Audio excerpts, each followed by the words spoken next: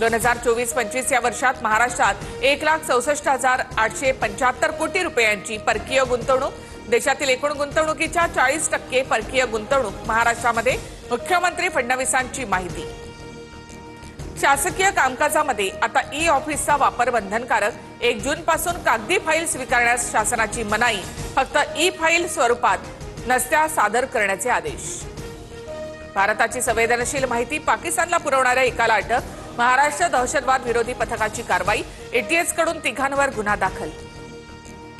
तो दिवस दूर नाही ज्यावेळी पीओके भारतात परत येईल। पाकिस्तानला दहशतवादाची किंमत मोजावी लागली। संरक्षण मंत्री राजनाथ सिंग यांचं मोठं वक्तव्य। कंगाल पाकच्या कराची विमानतळावर पाणीबाणी। कराची सारख्या मुख्य विमानतळावर पाणी नसल्यामुळे संताप। पाकिस्तानी अभिनेत्री हिना बायत आक्रमक। कुटुंबासोबत बोलण्याची परवानगी मिळावी। तहूर राणा याची याचिका। तर तहूर राणाच्या याचिकेवर उत्तर देण्याबाबत तिहार जेल प्रशासन आणि एनआयएला नोटीस। नक्षलवादी कुंजम हिडमा याला अटक। ओडिशा पोलिसांची मोठी कारवाई। हिडमाकडून AK-47 रायफल आणि 35 कारतूस जप्त। देशभरामध्ये 1300 कोरोना रुग्ण। राज्यामध्ये 86 नव्या कोरोना रुग्णांची नोंद। मुंबईमध्ये सर्वाधिक 36 तर पुण्यामध्ये 9 कोरोना रुग्ण।